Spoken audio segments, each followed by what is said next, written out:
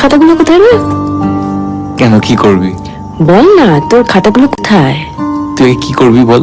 করবি তুই তুই খাতা দেখে কি করবি? আরে কি করবি বলবি তো? দাঁড়া না, আমি একটু দেখবো যে এটা মেয়েটার ভালো লাগা না ভালোবাসা। এই না, কিছু করবি না। আরে আরে প্লিজ প্লিজ কিছু করিস না, একটু ভরসা কর। আচ্ছা তুই যা বলবি আমি তাই করবো।